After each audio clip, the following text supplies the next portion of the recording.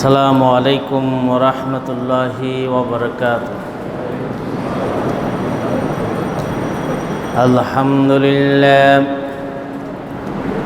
আলহামদুলিল্লাহ নাহমাদুহু ওয়া নাস্তাঈনুহু ওয়া নাস্তাগফিরুহু ওয়া নাউযু বিল্লাহি মিন শুরুরি আনফুসিনা من يهده الله فلا مضل له ومن يضلل فلا هادي له ونشهد أن لا إله إلا الله وحده لا شريك له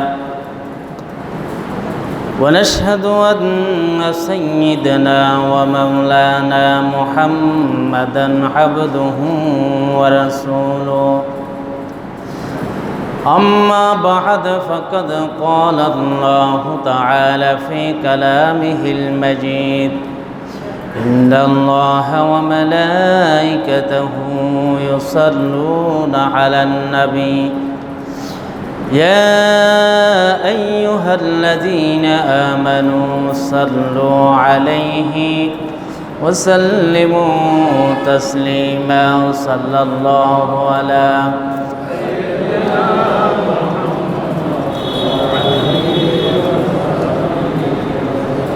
صلى الله على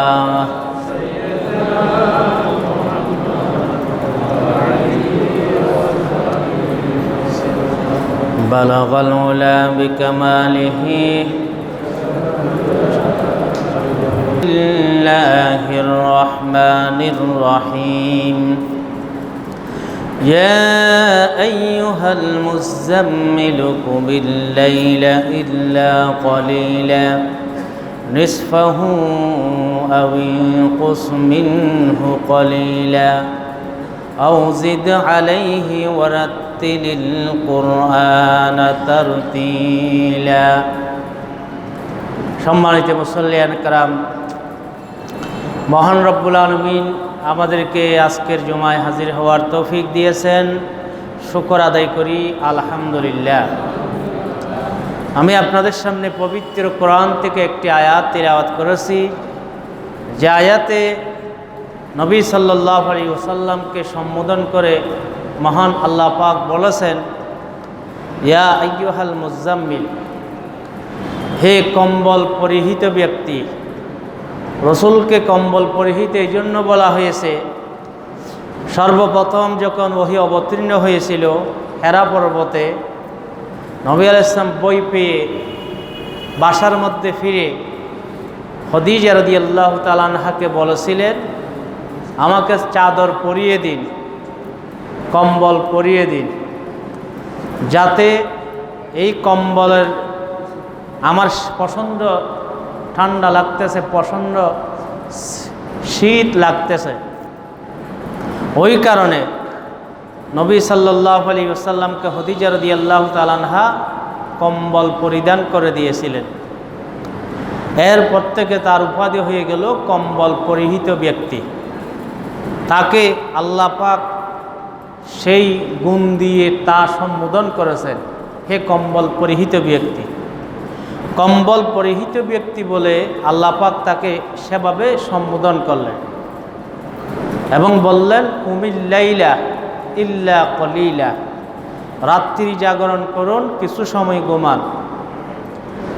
অর্থাৎ আপনি রাত্রি জাগরণ করবেন, কিছু সময় আরাম করবেন, কারণ আপনার শরীরের জন্য আপনার হক রয়েছে। এই আয়াতের মাধ্যমে আল্লাহ পাক তাহাজ্জুদের নির্দেশ দিয়েছেন।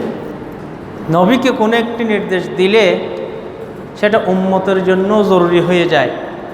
তাই নবীকে বললেন, আপনি রাত্রি জাগরণ করুন তথা তাহাজ্জুদের নামাজ আদায় করুন। ইল্লা কলিলা, কিছু সময় আপনি ঘুমাবেন। কত ঘুমাবেন তাও আল্লাহ পাক বর্ণনা করে দিয়েছেন, নিসফাহু, আপনি অর্ধরাত ঘুমান, 6 ঘন্টা ঘুমান। আবিনকুস মিনহু, অথবা আরেকটু কম ঘুমান, 4 ঘন্টা ঘুমান। আউজিদ আলাইহি, অথবা আরেকটু বাড়াই ঘুমান, 8 ঘন্টা ঘুমান। তাহলে এটাও আল্লাহ পাক কোরআনের মধ্যে স্পষ্ট করে দিয়েছেন, অর্থাৎ রাতের মধ্যে স্বাভাবিকভাবে 6 ঘন্টা ঘুমান, বাকিগুলি তাহাজ্জুদের নামাজ পড়ুন।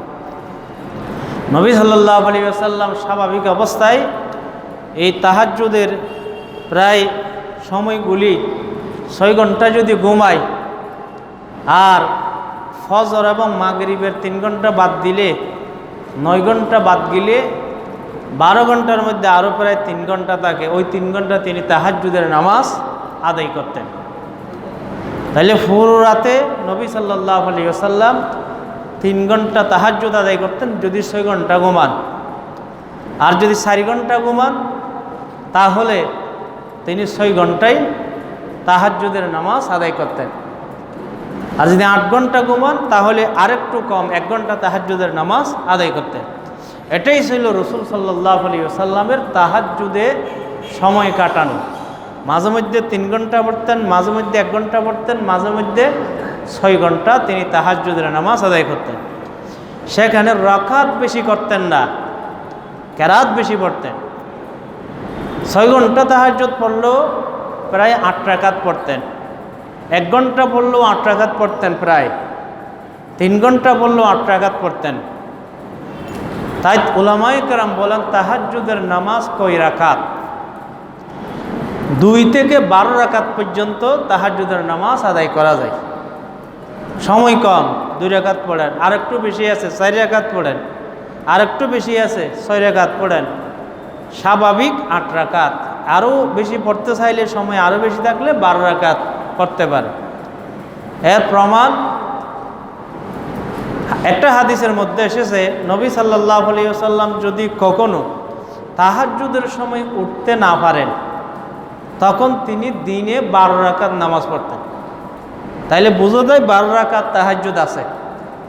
এটা কাজা হোক অথবা ক্ষতিপূরণ হোক, যে আমি আসলে তাহাজ্জুদ পড়তে পারি না, এই সব অর্জন করার জন্য দিনে পড়ে দিই। তাই নবী সাল্লাল্লাহু আলাইহি ওয়াসাল্লামের এটাই অভ্যাস ছিল, যখনই তিনি রাতে তাহাজ্জুদ কোনো কারণে পড়তে পারেন নাই, ঘুমের বাড়ির কারণে বা মেহনতের কারণে, রোগের কারণে, তখন সেগুলি দিনে 12 রাকাত পড়ে দিতেন। আর রাতের মধ্যে 12 রাকাত পড়ছে এটাও বর্ণনা আছে, 4 রাকাত পড়ছে এটাও বর্ণনা আছে, 2 রাকাত পড়ছে এটাও বর্ণনা আছে, কিন্তু অধিকাংশ সময় তিনি 8 রাকাত তাহাজ্জুদের নামাজ আদায় করেছেন। তাই আল্লাহ রাব্বুল আলামিন নবী সাল্লাল্লাহু আলাইহি ওয়াসাল্লামের উপরে আয়াতটা নাজিল করেছেন নবুয়তের 3টা বছর পর। ইয়া আইয়ুহাল মুযাম্মিল কুমিল লাইলা ইল্লা কলিলা, হে কম্বল পরিহিত ব্যক্তি, আপনি রাত্রি জাগরণ করুন, তাহাজ্জুদের নামাজ আদায় করুন, ইল্লা কলিলা, কিছু সময় আপনি ঘুমান, শরীরের হক আদায় করুন। মুফাসসিরে কেরাম লিখেন, এই আয়াতটি অবতীর্ণ হওয়ার পর নবী এবং উম্মত সকলের জন্য তাহাজ্জুদ ফরজ হয়ে গেছিল। তখন তো নামাজ আসে নাই, নামাজ তো এসেছে নবুয়তের 11তম বছরে মেরাজে। তাহলে এই 11 বছরের মধ্যে প্রথম 3 বছর বাদ দিলে আরও তো 8 বছর আছে। ওই 8 বছর কি পড়বে? সাহাবায়ে কেরাম তাহাজ্জুদ পড়তো, এশার আগের সময় 2 রাকাত পড়তো, আসরের সময় বিকালে, সকাল বিকাল 2 রাকাত 2 রাকাত 4 রাকাত পড়তো, আর তাহাজ্জুদের নামাজ পড়তো। 5 ওয়াক্ত নামাজ 11তম বছরে এসেছে। তাহলে এর আগে এই 11টি বছরে প্রথম 3 রাকাতে তেমন নামাজ ছিল না। তৃতীয় নবুয়তের 3য় বছর থেকে আয়াতের মাধ্যমে, বরং 4র্থ বছর থেকে আয়াতের মাধ্যমে তাহাজ্জুদের নামাজ এসেছে। তাহলে সাহাবায়ে কেরাম নবী আলাইহিস সালাম তাহাজ্জুদের নামাজ পড়তেন, সকাল বিকাল 2 রাকাত করে নফল নামাজ পড়তেন। এই 4র্থ বছরে যখন এই আয়াত নাজিল হলো, তাহাজ্জুদ ফরজ হয়ে গেছে উম্মত এবং নবীর উপর। 1 বছর ছিল এটা, 1 বছর পরে এটাকে আবার নফল করে দেওয়া হয়েছে। যখন সাহাবায়ে কেরাম কষ্ট হচ্ছে, তাহাজ্জুদের সময়ের মধ্যে ওটা তাদের যখন কঠিন হয়ে গেল, মহান রব্বুল আলামিন পরবর্তী 1টি বছর পর 12টি মাস পর আয়াত নাজিল করলেন, আলিমা লান তুহসুহু ফাতাবা আলাইকুম ফাকরাউ মা তায়াসসারা মিনাল কুরআন। আল্লাহ রাব্বুল আলামিন একটি বছর পরে সে আয়াতের মাধ্যমে বলে দিলেন, আল্লাহ পাক জানেন তোমরা কষ্ট হচ্ছে সারা রাত এভাবে তাহাজ্জুদের নামাজ পড়া। অনেকে দিনের মধ্যে কাজ করার কারণে তাহাজ্জুদের সময় উঠতে পারে না, ফরজ হওয়ার কারণে তারাই সবাই পাপী হয়ে যাচ্ছে। তাই আল্লাহ পাক আয়াত নাযিল করে বলে দিলেন, আজকে থেকে আমি তোমাদের জন্য এই ফরজটা স্থগিত করে দিলাম। মুস্তাহাব হিসেবে তোমাদের জন্য থাকবে, সুন্নাহ হিসেবে তোমাদের জন্য থাকবে। ফাকরাউ মা তায়াসসারা মিনাল কুরআন, অতএব তোমাদের জন্য যা সম্ভব সেই মতে তোমরা তাহাজ্জুদের নামাজ আদায় করো, কোরআন তিলাওয়াত করো। এই আয়াতটা নাজিল হওয়ার পরে আল্লাহ পাক মুফাসসিরিন কেরাম লেখেন উম্মতের জন্য সেটা নফল হয়ে গেল, মুস্তাহাব হয়ে গেল। কিন্তু আল্লাহ রব্বুল আলামিন আরেকটি আয়াত নাজিল করেছেন। ওই আয়াতের আলোকে কিছু মুফাসসিরিন কেরাম বলেন, তাহাজ্জুদ নবীর উপর মৃত্যু পর্যন্ত ফরজ ছিল, উম্মতের জন্য 5 ওয়াক্ত হলো, নবীর জন্য 6 ওয়াক্ত ছিল। উম্মতের জন্য 5 ওয়াক্ত ফরজ, বাকিগুলি সুন্নাত, মুস্তাহাব, নফল। তাহাজ্জুদ মুস্তাহাব, কিন্তু নবীর জন্য সেটা ফরজ ছিল মৃত্যু পর্যন্ত। তাই সেই কারণে নবী কোনো দিন রাতে পড়তে না পারলে দিনে অবশ্যই পড়ে দিতেন। কোরআন শরীফে আল্লাহ পাক অন্য একটি আয়াত নাজিল করে বলে দিলেন, ওয়ামিনাল লাইলি ফাতাহাজ্জাদ নাফিলাতাল লাক আসা আন ইয়াবআসাকা রাব্বুকা মাকামান মাহমুদা। আল্লাহ পাক বলেন, নবী আপনি তাহাজ্জুদের নামাজ আদায় করুন। ওয়ামিনাল লাইলি ফাতাহাজ্জাদ নাফিলাতাল লাক আসা আন ইয়াবআসাকা রাব্বুকা মাকামান মাহমুদা। সেই কারণে এটা আপনার জন্য অতিরিক্ত, নাফিলাতাল লাক অতিরিক্ত, অর্থাৎ উম্মতের জন্য সেটা ফরজ নয়, কিন্তু আপনার জন্য ফরজ। এই কারণে আল্লাহ রাব্বুল আলামিন আপনার জন্য একটা পুরস্কার রেডি রেখেছেন। সেই পুরস্কারটা হলো কিয়ামতের ময়দানে আন্তর্জাতিক সুপারিশের স্থান মাকামে মাহমুদে আপনি সমাসীন হবেন। সুবহানাল্লাহ। ওয়া মিনাল লাইলি ফাতাহাজ্জাদ নাফিলাতাল লাক। তাই মুফাসসিরিন কেরাম বলেন, তাহাজ্জুদ শব্দটা কোরআনের মধ্যে এসেছে এই আয়াতে, ওয়া মিনাল লাইলি ফাতাহাজ্জাদ নাফিলাতাল লাক। এই তাহাজ্জুদ শব্দ থেকে রাতের নামাজের নামকরণ করা হয়েছে তাহাজ্জুদ। এটার আরেকটা নাম আছে, সেটা হলো কিয়ামুল লাইল। কিয়ামুল লাইল অর্থ হলো তাহাজ্জুদ। সেটা কোত্থেকে এসেছে?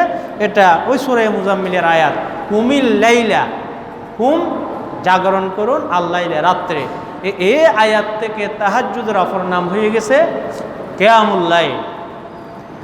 তাহাজ্জুদ পড়ার জন্য আল্লাহ রাব্বুল আলামিন কোরআনের অসংখ্য আয়াতের মধ্যে নির্দেশনা দিয়েছেন, উৎসাহিত করেছেন, ফজিলত বর্ণনা করেছেন। কোরআনে আল্লাহ পাক বলেন, ওয়া ইবাদুর রহমান আল্লাযীনা ইয়ামশুনা আলাল আরদি হাওনা ওয়া ইযা খাতাবাহুমুল জাহিলুনা ক্বালু সালামা ওয়াল্লাযীনা ইয়াবিতুনা লিরাব্বিহিম সুজদান ওয়া কিয়ামা। আল্লাহ পাক বলেন, ইবাদুর রহমান হলো কারা? আল্লাহর স্পেশাল বান্দারা কারা? যারা জমিনের মধ্যে বিনয়ের সহিত চলাফেরা করে, অহংকারের সহিত চলাফেরা করে না, বিনয়ের সহিত নিচের দিকে দেখে দেখে তসবিহ জপে চলাফেরা করে। ইয়ামশুনা আলাল আরদি হাওনা ওয়া ইযা খাতাবাহুমুল জাহিলুনা ক্বালু সালামা। জাহিলজ্ঞ ব্যক্তি যখন তাদেরকে কোনো কথা বলে, তখন ওই জাহিলদেরকে কোনো উত্তর প্রদান করে না, কারণ অজ্ঞদের উত্তর প্রদান করলে আরও মূর্খতা বেড়ে যায়। তারা তাদেরকে সালাম দিয়ে চলে যায়। কেউ গালাগালি করলেও উত্তর দেয় না, এর গালাগালির জবাব দিলে এটা আরও কি হয়ে যাবে, উশৃঙ্খল হবে, সে বুঝবে না, মূর্খতা আরও বেড়ে যাবে। তাই তাদেরকে বলে, আসসালামু আলাইকুম, আমি চলে যাচ্ছি, তোমার মূর্খতার সহিত আমি বাড়াবাড়ি করার আমার সময় নেই। আল্লাহ পাক বলেন, এরাই হলো আল্লাহ পাকের স্পেশাল বান্দা। তাদের তৃতীয় গুণ আল্লাহ পাক বলেছেন, ওয়াল্লাযীনা ইয়াবিতুনা লিরাব্বিহিম সুজদান ওয়া কিয়ামা। যারা গভীর রাতের মধ্যে তাহাজ্জুদের নামাজ পড়ে সিজদা অবস্থায় সময় কাটায়, কেরাত পড়া অবস্থায়, দণ্ডায়মান অবস্থায় তারা সময় কাটায় এবং আল্লাহ পাকের কাছে তারা দোয়া করতে থাকে। ওয়াল্লাযীনা ইয়াবীতুনা লিরাব্বিহিম সুজদান ওয়া কিয়ামা, সিজদার মধ্যে তারা সময় কাটায়। নফল নামাজ সিজদার মধ্যে যে কোনো দোয়া করা যায়, তসবির ভরে কোরআন সুন্নায় যে দোয়া আছে এগুলো আপনি পড়তে পারেন। রব্বানা আতিনা ফিদ দুনিয়া সিজদার মধ্যে পড়তে পারেন। সবচেয়ে বেশি দোয়া কবুল হয় সিজদায়। তাই নফল নামাজ যখন একাকি পড়বেন, সিজদায় কোরআন সুন্নার যেই দোয়াগুলি আছে ইচ্ছা মতো পড়তে পারেন। যে কোনো মাগফিরাতের দোয়া, ইস্তেগফার সিজদার মধ্যে আপনি পড়তে পারেন। আত্তাহিয়াতুর মধ্যেও পড়তে পারেন। আত্তাহিয়াতুর মধ্যে আমরা প্রথম আত্তাহিয়াতু পড়ি, এরপর দুরূদ শরীফ পড়ি, এরপর দোয়ায়ে মাসুরা পড়ি। এখানে যদি আপনি কোরআন সুন্নাহর অন্য দোয়াও পড়তে চান, পড়তে পারেন। একা যখন নামাজ পড়বেন সেখানে 5 মিনিট বিভিন্ন দোয়া পড়তে থাকেন, আরবি রব্বানা আতিনা ফিদ দুনিয়া পড়েন, আল্লাহুম্মা গফির পড়েন। এভাবে যে কোনো কোরআন সুন্নাহর যেই দোয়াগুলি আছে সেই দোয়া সিজদা এবং আত্তাহিয়াতুর শেষ বৈঠকে আপনি পড়তে পারেন। তাই আল্লাহ রাব্বুল আলামিন বলেন, আল্লাহ পাকের স্পেশাল বান্দা যেহেতু সিজদার মধ্যে দোয়া কবুল হয়, তারা সিজদার মধ্যে তাসবিহ পড়ে দোয়া করতে থাকে। ওয়াল্লাযীনা ইয়াবীতুনা লিরাব্বিহিম সুজদান ওয়া কিয়ামা। কোরআনে আল্লাহ পাক অন্য আয়াতের মধ্যে বলেন, ওয়া মিনাল লাইলি ফাসাব্বিহ। আল্লাহ পাক বলেন, রাতের কিছু অংশ সময়ের মধ্যে তাসবিহ পড়ো, আল্লাহ পাকের প্রশংসা করো, আল্লাহ পাকের জিকির করো। কারণ শেষ রাতের মধ্যে যদি কেউ আল্লাহ পাকের তাসবিহ পড়ে, সেই তাসবিহ আল্লাহ পাকের দরবারে দ্রুত কবুল হয়ে যায়। শেষ রাতের মধ্যে অন্য সময় আমরা দোয়া করি, সেটা আল্লাহ পাক আমাদের কবুল করতেও পারে, না করতেও পারে। কিন্তু তাহাজ্জুদের সময় আল্লাহ নিজেই ডাক দেয় ফেরেশতাদের মাধ্যমে, নিজের কুদরতের মাধ্যমে, যে তোমাদের মধ্যে কারা আছো আমার কাছে দোয়া করবে, আমি দোয়া কবুল করব। রিজিক তালাশ করবে, আমি রিজিক দেব। ইস্তিগফার করবে, ক্ষমা প্রার্থনা করবে, আমি ক্ষমা করে দেব। আল্লাহর রহমতের ডাক প্রথম আসমানে চলে আসে। প্রথম আসমান থেকে এই ডাকটা গায়েবীভাবে সারা বিশ্ববাসীদেরকে বলে দেয় যে আজকে তাহাজ্জুদ পড়ার জন্য কে কে উঠছো, রিজিক তাহাজ্জুদ পড়ে দোয়া করতেছো রিজিকের জন্য, গুনাহ মাফের জন্য, বিপদ থেকে উদ্ধার হওয়ার জন্য, রোগ থেকে শেফার জন্য, যে কোনো সমস্যার জন্য। আল্লাহ পাকের রহমতের ডাক দিয়ে বলে যারা দোয়া করবে আমি তাদের দোয়া কবুল করে নেব। তাই একটা হাদিসের মধ্যে এসেছে যে আল্লাহ রাব্বুল আলামিন শেষ রাতে নিচের আসমানের মধ্যে চলে আসে এবং ডাক দে, হে আহ্বানকারী কে আসো সাড়া দেওয়ার, আমি তার সাড়া দেব। ক্ষমা প্রার্থনাকারী কে আসো, আমি তাকে ক্ষমা করে দেব। রিজিক তালাশকারী কে আসো, আমি তাকে রিজিক দিয়ে দেব। এভাবে ডাক দে। এখানে একটা প্রশ্ন, আল্লাহ কীভাবে আসে এবং আল্লাহ কোথায়?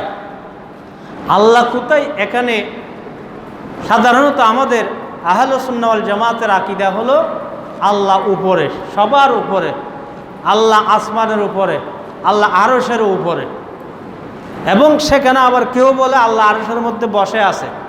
কিন্তু আমরা বলি, ইমাম আবু হানিফা রাহমাতুল্লাহ আলাইহি বলেন আল্লাহ আরশের উপরে, কিন্তু আরশের উপর বসা নাই। কোনো কিছুর সাথে আল্লাহ পাক কি নয়, বসার কাইফিয়ত অবস্থার মধ্যে নাই। কোনো কিছুতে আল্লাহ বসতে পারে না, বরং আল্লাহ সবার উপরে আছে। কারণ আল্লাহর 18,000 যত মহলুকাত আছে, এই মহলুকাতের সর্ব উপরের মহলুক হলো আরশ। আরশের উপরে আল্লাহর মহলুক নেই। তাহলে এই আরশের উপরে আল্লাহ আছেন। কীভাবে আছেন এটা আল্লাহ পাকই জানেন, সেটা আমরা জানি না। কারণ বসা অনেক প্রকার আছে। আল্লাহ বসেছে, কোরআন এটা আরশের উপর সরাসরি বসে নাই, কীভাবে বসছে এটা আল্লাহ জানেন। কারণ বসা অনেক প্রকার আছে। আমাদের এক হুজুর বলতেন বসা অনেক প্রকার আছে। অর্থাৎ আমাদের চেয়ারম্যান সাহেব চেয়ারে বসছেন, অর্থাৎ অতিথি সাহেব চেয়ারে বসছেন, সে বাস্তবে বসেছে। দুইজন ইলেকশন করেছে, একজন সে ইলেকশনের মধ্যে পরাজিত হয়ে গেছে। এখন বলতে যে হয়তো অমুক তো ইলেকশনের মধ্যে বসে গেছে, এটা কি কোথাও এমনি বসে গেছে না, অর্থাৎ ও পরাজয় হয়েছে। এটাও এক ধরনের বসা। আমরা বলি যে হয়তো দুধ বসে গেছে, তাহলে এখন বসা এটা কি আমাদের চেয়ারের মতো বসা, বা আমরা যেভাবে বসি এভাবে বসা? তো এটাও তো একটা বসা। আল্লাহ বসেছে, এটা কোন ধরনের? কামায়ালি কবিহি। মুফাসসিরিনে কেরাম বলেন যেভাবে বসলে এটা আল্লাহর শান মতো হয়, তিনি সেভাবে বসা আছেন। কোনো কিছু ছাড়া।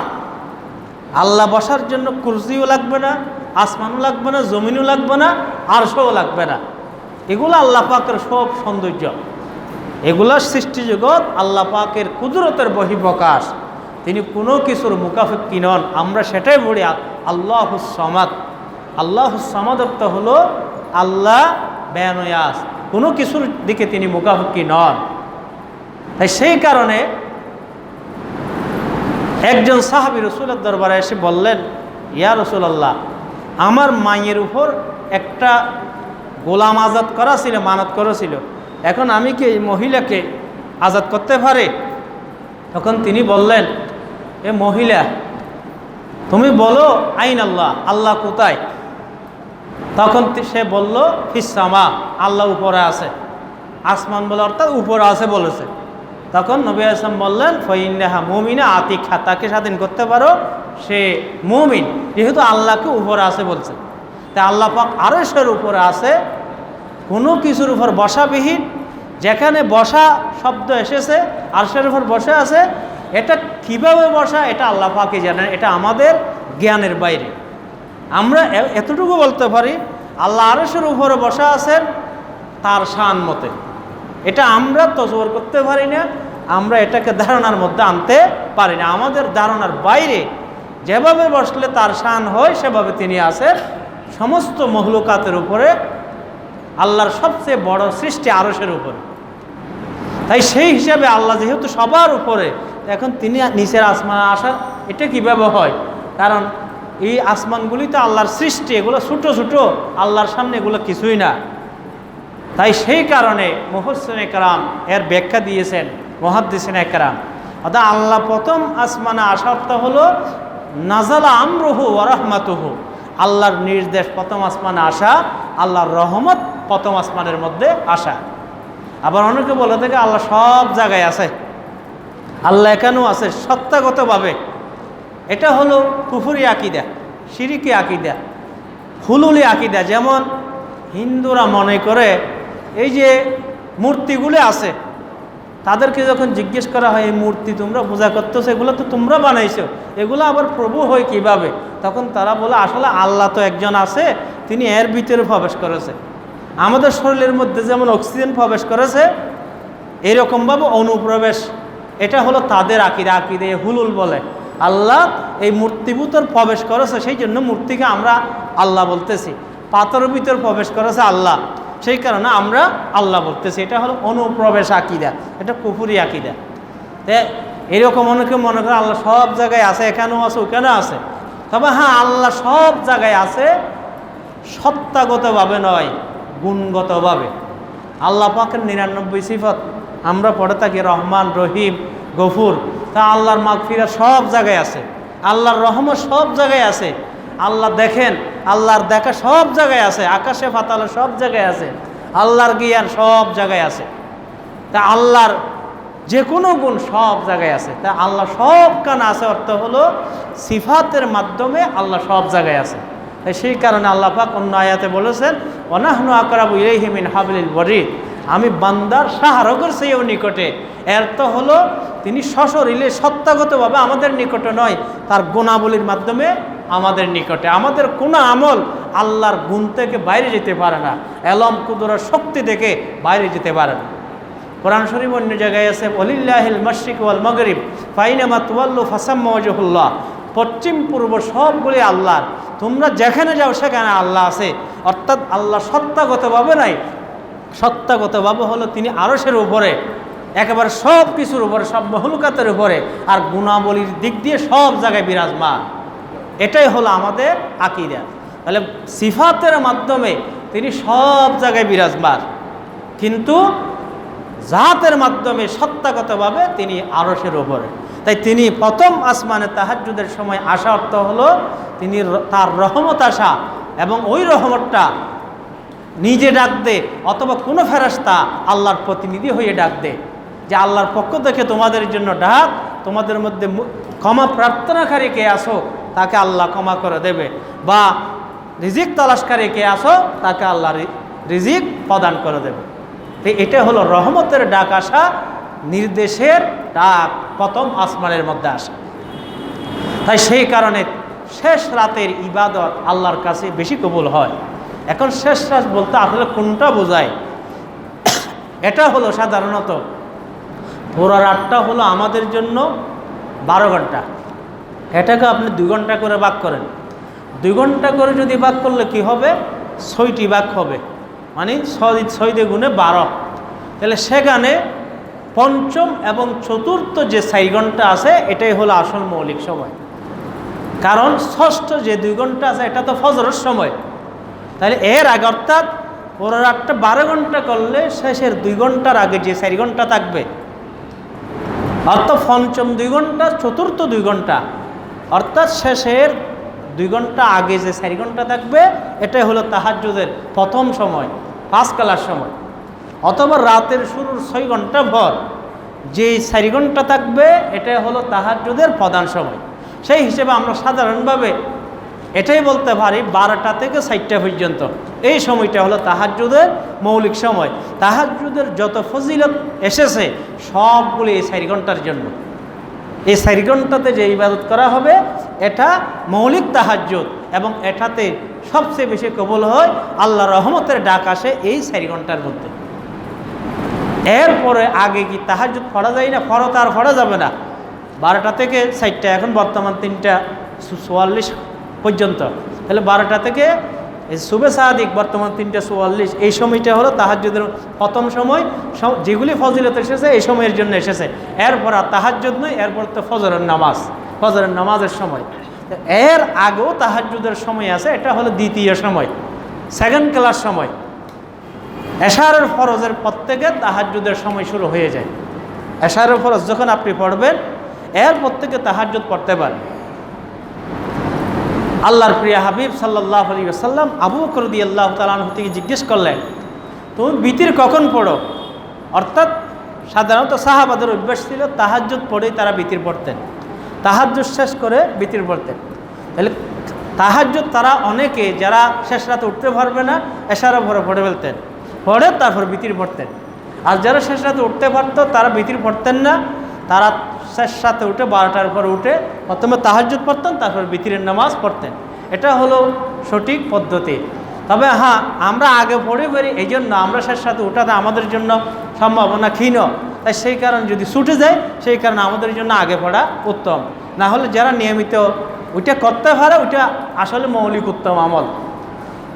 বিতিরের নামাজ তাহাজ্জুদের আগেও পড়া যায়, পরেও পড়া যায়, কিন্তু এশারের পর থেকে তাহাজ্জুদ শুরু হয়ে যায়। এশারের নামাজ পড়লেন, 2 রাকাত সুন্নত পড়লেন, এরপর চাইলে আপনি আগে তাহাজ্জুদ পড়তে পারেন, তারপর বিতির পড়তে পারেন, অথবা বিতির পড়ে তাহাজ্জুদের নামাজ আপনি আদায় করতে পারেন। আবু বকর রাদিয়াল্লাহু তাআলা আনহু, এরকম আবু হুরায়রা রাদিয়াল্লাহু তাআলা আনহু, তারা শেষ রাতে উঠতে পারত না, তারা এশারের পরে ঘুমানোর আগে তাহাজ্জুদ পড়ে ঘুমিয়ে যেতেন। আর যারা উঠতে পারতেন তারা শেষ রাতে উঠেই তাহাজ্জুদের নামাজ আদায় করতেন।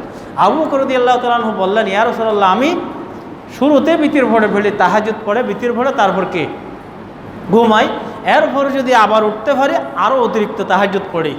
উঠতে না পারলেও তাহাজ্জুদ কিছু আদায় হয়ে গেল। তাহাজ্জুদ কিছু 4 রাকাত, মনে করেন এশার সুন্নতের পরে 4 রাকাত তাহাজ্জুদ পড়লো, 3 রাকাত বিতির পড়লো, এরপরে বাকি উঠতে পারলে আরও 4 রাকাত বা 8 রাকাত শেষ রাতে পড়লো। কারণ তাহাজ্জুদ তো আপনি 2 থেকে 12 রাকাত পড়তে পারবেন। তাই আপনি কিছু আগে পড়ে ফেললে তাহলে আপনি নিয়মিত তাহাজ্জুদ আদায়কারী হয়ে গেলেন। বা কমপক্ষে 2 রাকাত যদি পড়েন প্রত্যেক দিন, মনে করেন এশার সুন্নতের পর বিতিরের আগে হোক পরে হোক তাহাজ্জুদের নিয়তে 2 রাকাত পড়লেন, এরপরে শেষ রাতে উঠতে পারলে বাকিগুলি পড়লেন, না উঠলেও সেই দিন আপনি তাহাজ্জুদ আদায় করেছেন, এটা বলা হবে। তবে হ্যাঁ, তাহাজ্জুদের মূল ফজিলত পাওয়ার জন্য 12টার পর পড়তে হবে। নবী সাল্লাল্লাহু আলাইহি ওয়াসাল্লাম হাদিসের মধ্যে বলেন, তাহাজ্জুদের ফজিলত হলো আলাইকুম বিকিয়ামিল লাইল, তোমরা তাহাজ্জুদের নামাজ আদায় করো, ওয়া ইন্নাহু দাবুস সালিহিন ক্বাবলাকুম, এটা হলো নেককারদের গুণ, বুজুর্গদের গুণ, আল্লাহর ওলিদের গুণ। পৃথিবীর কোনো আল্লাহর ওলি তাহাজ্জুদ ছাড়া ওলি হতে পারে না।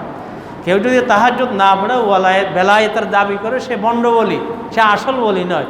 নামাজ না পড়ে কেউ বেলায়েতের দাবি করলে সে ভণ্ড, সে দুঃখবাজ, সে প্রতারক।